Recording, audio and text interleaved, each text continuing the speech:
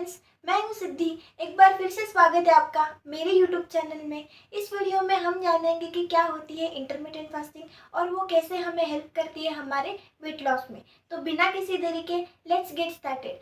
सो intermittent fasting एक pattern होता है हमारे फास्टिंग और हमारे खाने के बीच का, और ये एक पीरियोडिक साइकिल होती है हमारे खाने के और फास्टिंग के बीच की, जिसमें एक होती है फीडिंग विंडो। ये वो समय होता है जिसमें हम खाना खाते हैं और इस समय हमें कोई भी रेस्ट्रिक्शन नहीं होती है कि हमें कौन से टाइप का फूड खाना है। हम ऑल टाइप्स के फूड्स यानी कि कार्बोहाइड्रेट्स, प्रोटीन, फैट्स हमारे इंटेक में हम इंक्लूड कर सकते हैं। लेकिन दूसरी जो विंडो होती है हमारे फास्टिंग की, यानी कि वो समय है जो जब हम फास्टिंग करते हैं, उस समय आपको आपकी फास्टिंग स्ट्रिक्टली फॉलो करनी है। यानी कि आपको उस समय कोई भी कार्बोहाइड्रेट्स, प्रोटीन, फैट्स नहीं लेने हैं। तब आपको आपकी फास्टिंग स्ट्रिक्टली फॉलो करनी है।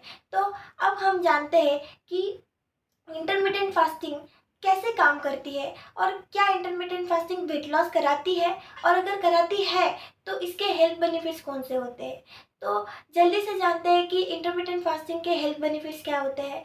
तो इंटरमिटेंट फास्टिंग हमारे बॉडी के ग्रोथ हार्मोन सिक्रीशन को डिक्रीज करती है यानी कि घटाती है, और हमारे बॉडी के इन्फ्लामेशन को, दैट इज़ हमारे बॉडी के अंदर की हीट को कम करती है। और तीसरा जो जो कि सबसे इम्पॉर्टेंट है कि हमारे बॉडी के अंदर के ग्लूकोज को यानी कि इंसुलिन को कंट्रोल करती है, जो कि सबसे बहुत इम्पॉर्टेंट होती है हमारे वेट लॉस में। तो अब जानते हैं कि वेट लॉस में इंटरमिटेंट फास्टिंग कैसे काम करती है, यानी कि इंटरमिटेंट फास्टिंग की टाइमलाइन कैसी होती है, ये अब हम डिस्कस करते हैं। तो इंटरमिटेंट फास्टिंग में जब हम फास्टिंग शुरू करते हैं, तब शुरू के घंटे में ग्लाइकोजेनोलाइसिस शुरू होता है, जो कि हमारे बॉडी के स्टोर्ड ग्लूकोज को ब्रेक करके हमारे बॉडी को एनर्जी देता है। और जब हम फास्टिंग में 12 आवर्स फास्टिंग करते हैं, तो उसके बाद हमारे बॉडी में प्रोड्यूस होते हैं कीटोजेनेसिस,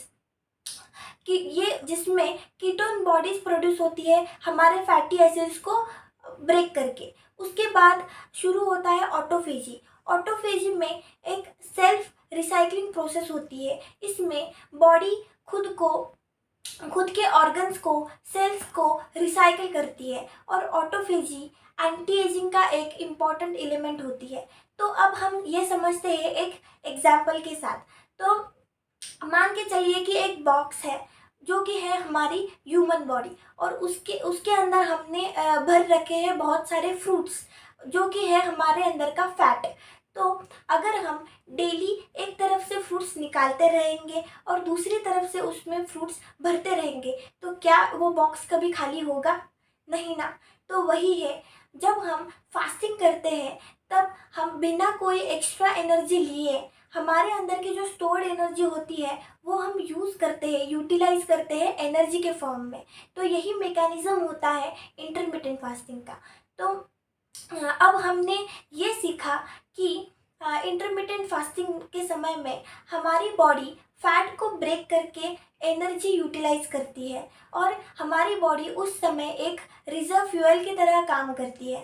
तो अब आप सोच रहे होंगे कि ओके, इंटरमिटेंट फास्टिंग तो अच्छा है, लेकिन क्या हम खाने के समय में क्या खाना है इसमें कोई रेस्ट्रिक्शंस होती है? तो नहीं, क्योंकि ये सबसे बहुत इम्पोर्टेंट क्वेश्चन होता है हमारे दिमाग में। तो एक मोस्ट इम्पॉर्टेंट क्वेश्चन होता है, लेकिन इसका आंसर है नहीं। हमारे ऊपर कोई रेस्ट्रिक्शंस नहीं होती है, हम जो चाहें हम खा सकते हैं। लेकिन ये हमेशा रिकमेंड किया जाता है, और मैं खुद मेरे एक्सपीरियंस से ये रिकमेंड करती हूँ कि हमें हमारा पेट हमेशा हेल्दी और अच्छे खाने से ही भरना चाहिए। फॉर एग्जांपल वेजिटेबल्स, फ्रूट्स, और वो फूड्स जिसमें अमीनो 3 फैटी एसिड्स पाया जाता है। तो अब हम इंटरमिटेंट फास्टिंग में बेस्ट रिजल्ट्स पाने के लिए हम जो ऑयली फूड्स होते हैं उनको हमें अवॉइड करना चाहिए, और वो जो पैकेज्ड और प्रोसेस्ड फूड होता है उसको भी हमें अवॉइड करना चाहिए। हम कभी कभी तो हम अपना फेवरेट फूड एंजॉय कर सकते हैं, और यही एक सबसे बड़ा एडवांटेज होता है इंटरमिटेंट फास्टिंग का। तो अब हम देखते हैं कि इंटरमिटेंट फास्टिंग के बेनिफिट्स क्या होते हैं। तो इंटरमिटेंट फास्टिंग से हमारी जो ब्लड ग्लूकोज होती है, यानी कि हमारा इंसुलिन होता है, वो तो कंट्रोल होता ही है, और कैंसर होने के चांसेस बहुत कम करता है। और दूसरी तरफ से हमारे बॉडी के जो इन्फ्लामेशन होती है, यानी कि हीट होती है, उसको कम करता है। तो इंटरमिटेंट फास्टिंग बहुत इम्पॉर्टेंट होता है और बहुत बेनिफिशियल होता है। उसके बाद हम देखेंगे कि इंटरमिटेंट फास्टिंग हमें कैसे शुरू करनी है। तो इंटरमिटेंट फास्टिंग हमें ड्रास्टिक से नहीं करना है, हमें फास्टिंग स्लोली हमारे बॉडी को एडप्ट करवानी है। यानी कि ये होता है 16:8 का रेशो, जिसमें हमें 16 आवर्स का फास्टिंग होता है और 8 आवर्स आपको आपके 2 टाइम के खाने का समय होता है। तो आपको जो 16 आवर्स का फास्टिंग होता है वो आपको जल्दी से और एक ही दिन में नहीं शुरू करना है, हमें स्लोली ये 16 आवर्स का फास्टिंग एडप्ट करना है। यानी कि आप 10 आवर्स के फास्टिंग से भी आप आपका फास्टिंग शुरू कर सकते हो। अब हम देखते हैं कि इंटरमिटेंट फास्टिंग के समय हमारे बॉडी को हाइड्रेटेड कैसे रखा जाए। ये एक सबसे इम्पॉर्टेंट बात है कि फास्टिंग के समय हमारी बॉडी हाइड्रेटेड रहे। तो हम हमारे बॉडी को हाइड्रेटेड रखने के लिए वाटर, ग्रीन टी और ब्लैक कॉफ़ी ले सकते हैं। तो लेकिन बहुत सारे लोग अपने ग्रीन टी में और ब्लैक कॉफ़ी में शुगर डालते हैं, जो कि बिल्कुल गलत है। हमें जब हम शुगर डालते हैं तब आप कैलोरीज लेते हो और अपना फास्ट ब्रेक करते हो। तो हमें ऐसा नहीं करना है, हमें कोई भी कैलोरीज नहीं लेनी है, हमें वाटर, ग्रीन टी और ब्लैक कॉफ़ी लेनी है जिसमें कोई कैलोरीज नहीं होती है।